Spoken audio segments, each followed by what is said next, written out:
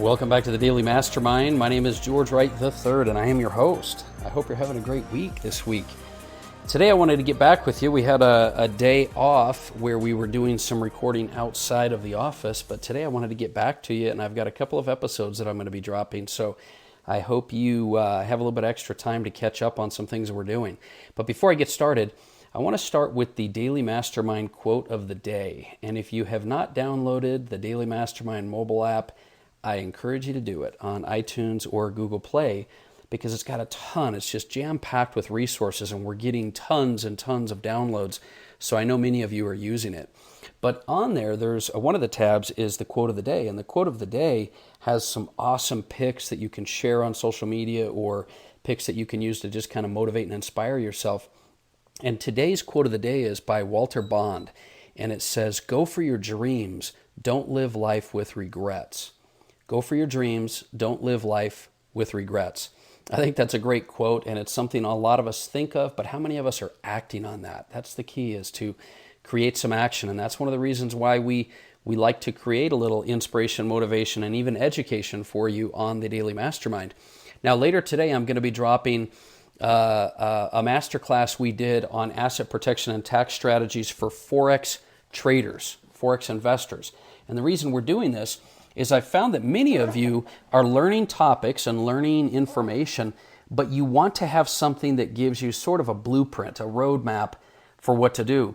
And there's so many individuals right now taking advantage of the Forex, the foreign exchange markets, as well as digital currency and Bitcoin. Many of you have seen Bitcoin go just off the charts lately, over 23,000. And so what I wanted to do is I brought in an expert, a guy I've known for 20 years named Don Pendleton, and he owns the longest running financial education company in the United States.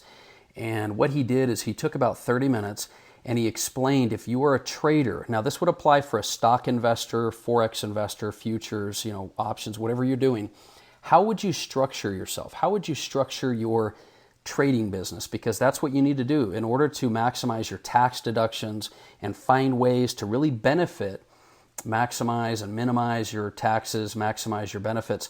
How would you structure your business? How would you structure your taxes? What can you write off? What can't you write off?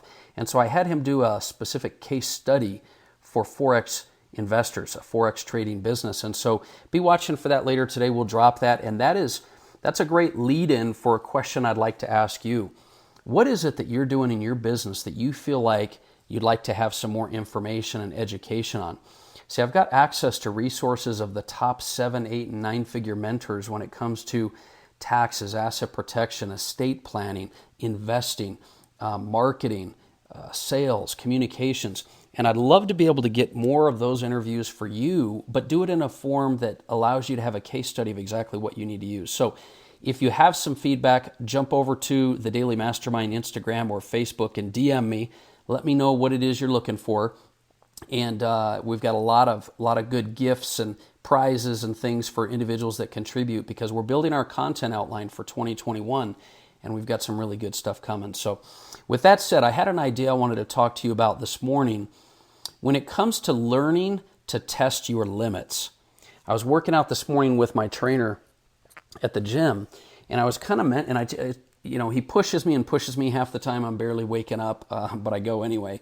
But he was pushing me, and I realized something the other day, and that is that, and I probably should have known this a long time ago, but I just wasn't maybe as aware of it, is that his goal is always to push me way past my limits. And sometimes he has to sort of actively spot me on exercises, meaning he'll help me with exercises because he'd rather push me further than I could possibly do on my own, just to get me further down the road in order to make gains, right? We usually, when we're running a race or we're lifting or we're in business or we're in our personal lives or relationships, we go right to our limits. And what happens is we forget that we are capable of so much more than we're giving.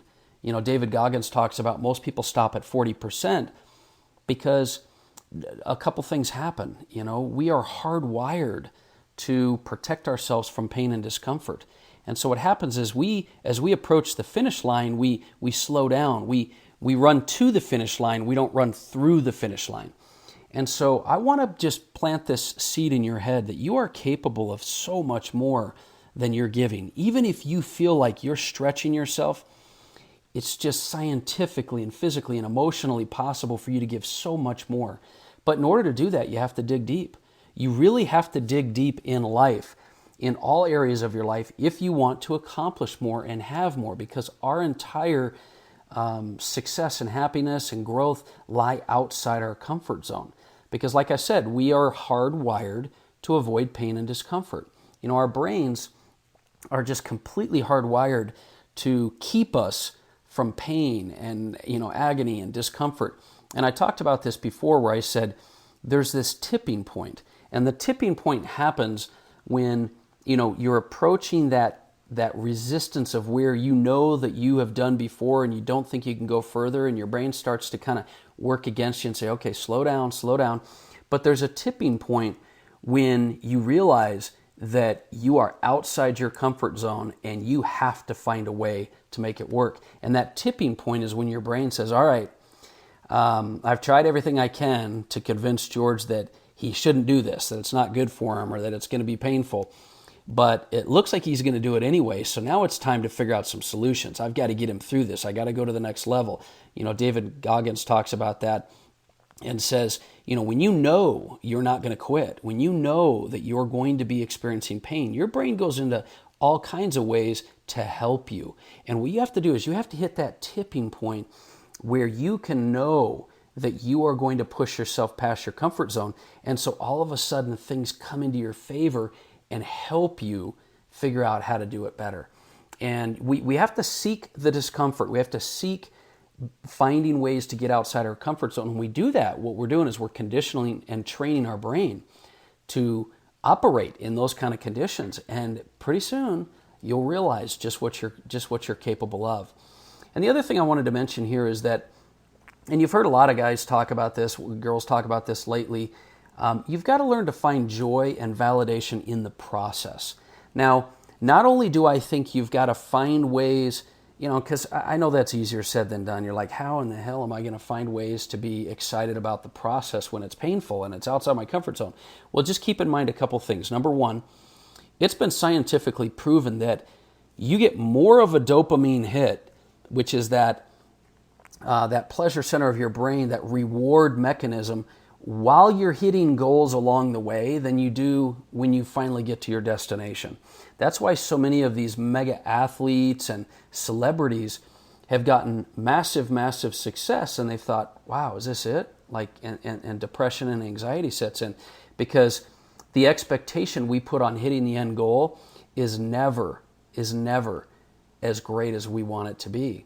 And yet, all along the process, if you can learn to realize that you get validation and rewards along the way, you can shift your brain to being excited about getting there along the way instead of just the destination. And guess what? By default, you'll hit your destination.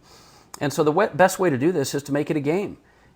Play life, business, all these things like a game where you enjoy every quarter and you start fresh and you hit your goals and you score the most points you can in this quarter today, and then you win the day tomorrow, and then you win the week this week, and then you win the month this month, instead of waiting 1 to 5 years to hit some type of future destination, which more than likely is just going to keep moving anyway. That's the funny thing about my trainer. I keep telling him, I said, man, you keep moving the goalposts on me. You keep telling me 10 reps and it's 15, or you tell me 15 and then it's 20.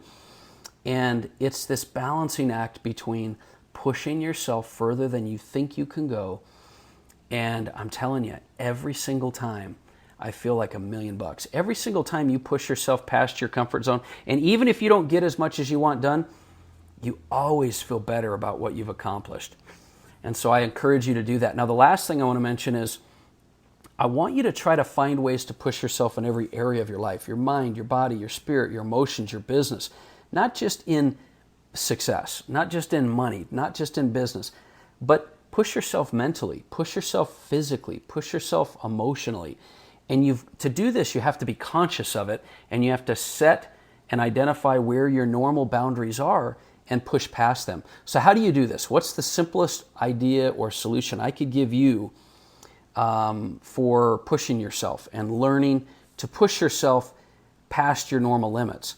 Well, the number one thing I would say is don't go it alone. Don't go it alone. Several things you could do is it's very important that you have accountability and tracking in order to know when you're pushing yourself, right? But the way to do that is find a partner. Now, you might have a life partner, you might have a business partner, or get a trainer. Like I have a personal trainer for business and I have a personal trainer for fitness and a coach for business. Find a partner, find a trainer, get a coach, hire a mentor, or, join a mastermind group. But the bottom line is the key to pushing yourself is to have accountability to someone else. Don't go it alone. Trying to do it alone, your mind and your habits and your patterns will work against you. You've got to have someone with a fresh perspective that knows maybe not so much what you're capable of. They don't have to know what you're capable of. Their job is just to push you and hold you accountable. And that's my biggest recommendation. So remember, it's incremental steps, right? Don't overestimate what you can do in the short term and don't underestimate what you can do in the long term. It's incremental, simple steps. And I encourage you to make this upcoming year, starting today, make 2021 the year of growth, and know that even incremental steps add up over time. And those incremental steps, when you look back, will create a massive, massive, amazing, successful life for you. That's my message for today. I hope that's something that maybe gives you some ideas, inspires you a bit. And if you have any feedback, love to hear from you. Hit me up on the Daily Mastermind. Download the Daily Mastermind mobile app. And look forward to talking with you next week. Once again, this is George Wright III, and this has been the Daily Mastermind. Have a great day.